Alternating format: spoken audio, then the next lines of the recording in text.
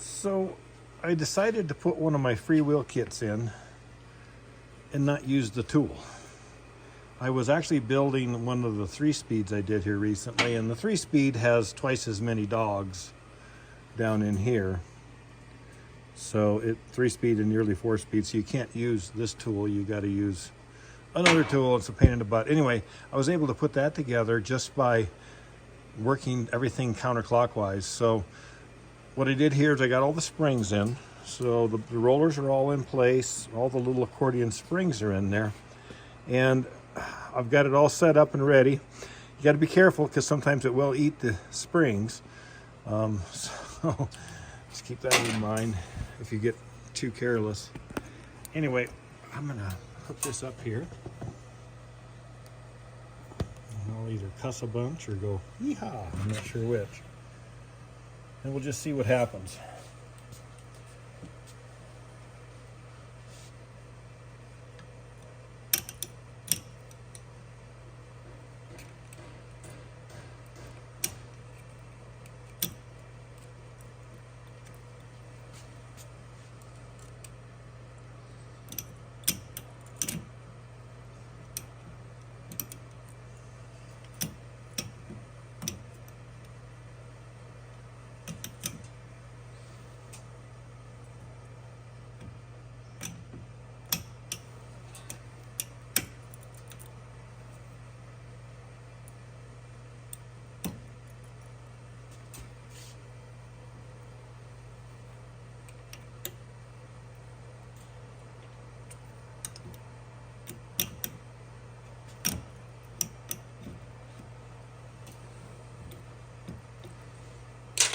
And she's in there with no tool. Just gotta kind of take your time. Be sure you don't get a spring caught in there. And she's together and feeling good. So I don't know if you need that tool.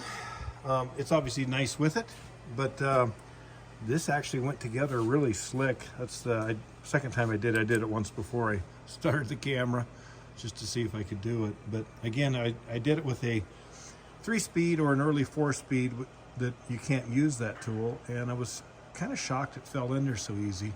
And that's, I guess, the beauty of these springs is, you know, the accordion springs work real nice in there. So anyway, that's all I got.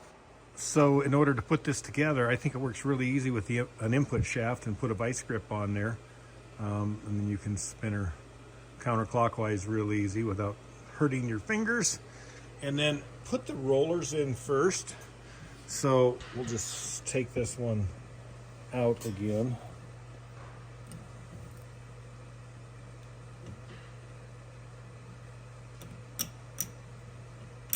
Oh, they're all out. So, and I got some springs out of place now, but put the rollers all in first. And then when you put your spring in, be sure you're putting, so the spring has an edge here that's kind of bent and it's got a flat area. So I want this to be behind the roller. Let's see if I can grab me a roller here quick.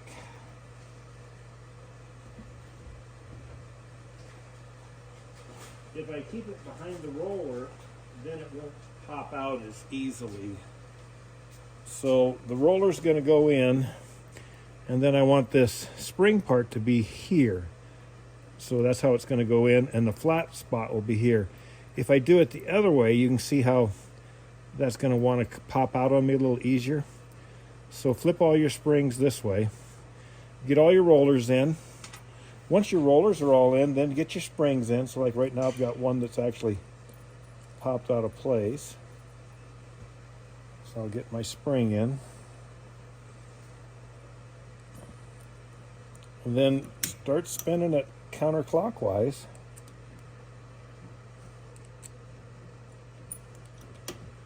You got to kind of work them and get the spring compressed. Here's one that's going to give me a little trouble.